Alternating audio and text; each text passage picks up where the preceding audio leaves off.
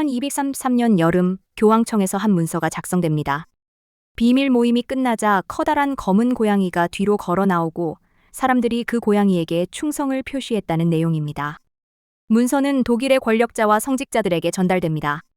이것만 보면 중세의 고양이는 악마의 얼굴을 한 동물처럼 보입니다. 그런데 더 오래된 수도원의 책에는 전혀 다른 고양이가 남아 있습니다.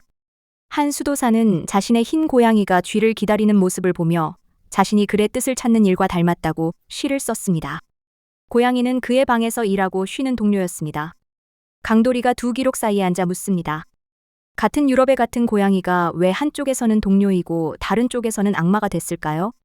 답을 찾으려면 고양이가 어떻게 변했는지가 아니라 누가 어떤 목적에서 고양이를 기록했는지 봐야 합니다. 먼저 고대 이집트로 가보겠습니다. 귀걸이와 목걸이를 한 청동 고양이상이 신전 앞에 놓여 있습니다. 사람들은 고양이의 모습을 가족의 안전과 보호에 연결된 여신에게 바쳤습니다. 이 여신이 바스테트입니다. 하지만 거리의 고양이 한 마리 한 마리가 모두 신 그 자체였다는 뜻은 아닙니다. 어떤 고양이는 집에서 사람 곁에 앉았고 어떤 고양이는 사냥 장면에 등장했습니다. 다른 고양이는 신에게 소원을 전하는 봉헌물이 되어 미라로 만들어졌습니다. 신의 상징이어서 보호받은 고양이와 신앙의 수요 때문에 죽임을 당한 고양이가 동시에 존재했습니다.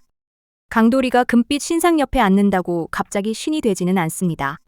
중요한 것은 사람들이 고양이의 모습과 행동을 어떤 신의 힘과 연결했느냐입니다. 그리고 이집트의 신앙이 약해진 뒤 그 의미가 통째로 유럽에 건너가 악마로 뒤집힌 것도 아닙니다. 유럽의 악마적 고양이 이미지는 다른 장소, 다른 갈등 속에서 새로 만들어졌습니다. 그 사실을 확인하려면 먼저 중세 유럽의 고양이가 실제로 어디에 있었는지 봐야 합니다. 중세 유럽의 곡물 창고에서 강도리는 쥐 냄새를 맡고 자루 사이로 몸을 낮춥니다. 사람에게 이 행동은 설명이 필요 없는 노동이었습니다. 고양이는 곡식을 갉아먹는 쥐를 쫓았고 집과 수도원 안에도 들어왔습니다. 약 9세기 무렵 기록된 한 시에서 수도사는 밤새 글의 뜻을 찾습니다. 책상 아래에서는 그의 흰 고양이가 쥐구멍을 지켜봅니다. 수도사는 둘이 서로 다른 일을 하지만 원하는 것을 붙잡을 때 기뻐하는 모습은 같다고 적었습니다. 그 고양이의 이름이 흰팡구르였습니다. 공포의 괴물이 아니라 이름을 가진 생활 동물이었습니다. 중세 필사본과 그림에도 고양이가 난로가에 앉거나 쥐를 쫓는 장면이 남아 있습니다. 모든 고양이가 사랑받았다는 뜻은 아닙니다. 동물을 향한 폭력과 불길한 상징도 존재했습니다. 그러나 유럽 전체가 어느 날 고양이를 악마로 선언하고 생활에서 몰아냈다는 그림은 이런 증거들과 맞지 않습니다. 그렇다면 평범한 고양이는 어떻게 권위 있는 종교 문서 속 악마의 표지가 됐을까요?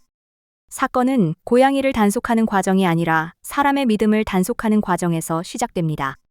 당시 교회는 공식 교리에서 벗어난 믿음과 집단을 사회와 신앙의 질서를 위협하는 존재로 판정했습니다. 이렇게 판정된 믿음과 집단을 이단이라고 불렀습니다. 독일에서 이단 혐의를 조사하던 콜라트 폰 마르부르크는 비밀 집단이 악마를 숭배한다는 내용을 교황청에 보고했습니다.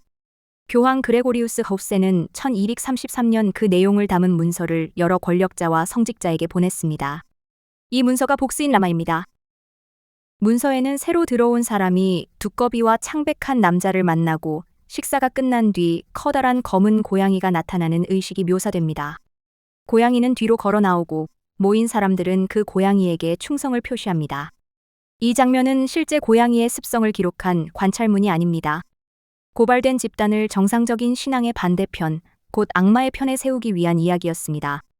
여기서 반드시 구분해야 할 것이 있습니다. 문서는 고양이가 등장하는 악마적 의식을 묘사하고 이단 혐의자들을 처벌하도록 요구합니다. 하지만 유럽의 모든 고양이나 검은 고양이를 찾아 죽이라는 명령은 쓰여 있지 않습니다. 유명한 교황의 고양이 학살 명령은 원문보다 훨씬 뒤에 만들어진 결론입니다. 복스인 라마가 고양이 학살 명령이 아니었다고 해서 문서 속 검은 고양이가 아무 흔적도 남기지 않은 것은 아닙니다.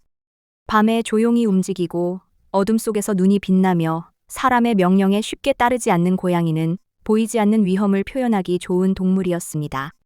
사람들은 숨은 이단이나 악마를 직접 볼 수 없지만 어둠 속 검은 고양이는 머릿속에 그릴 수 있었습니다.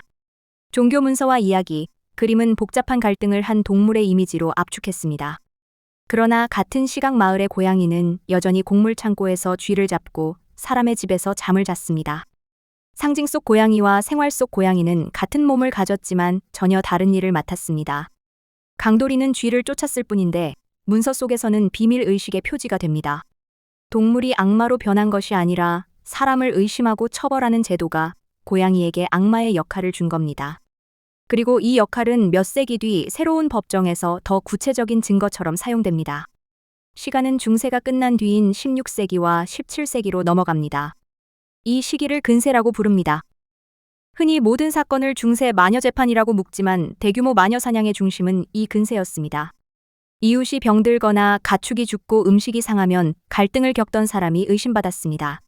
피고인의 다수는 여성이었습니다. 조사관은 악마와 계약했는지, 악마가 어떤 모습으로 왔는지 반복해서 물었습니다. 진술은 때로 고문과 강압, 살아남아야 한다는 압력 속에서 만들어졌고, 기록관은 그 답을 문서로 남겼습니다. 영국 국립문서 보관소에 남은 1630년대 진술에서 한 피고인은 악마가 개로 나타났다가 흰 고양이, 다시 토끼 모습으로 바뀌었다고 말합니다. 다른 재판 기록에서는 검은 개가 등장합니다. 당시 사람들은 마녀를 돕는다고 믿은 초자연적 동물을 사형마라고 불렀습니다. 이 기록은 고양이가 실제 악마였다는 증거가 아닙니다. 오히려 법정의 질문과 공포가 여러 동물에게 같은 역할을 부여했음을 보여줍니다. 고양이는 유일한 동물이 아니었습니다. 하지만 이후 그림과 문학이 고양이와 마녀를 반복해서 붙여놓으면서 둘의 결합은 다른 동물보다 오래 살아남았습니다. 이제 인터넷에서 자주 보이는 이야기를 검증해 보겠습니다. 첫째, 교황이 검은 고양이를 악마로 선언했다. 둘째, 사람들이 고양이를 몰살했다. 셋째, 쥐가 늘었다. 넷째, 그래서 흑사병이 커졌다. 네 문장이 매끄럽게 이어져 기억하기 쉽습니다.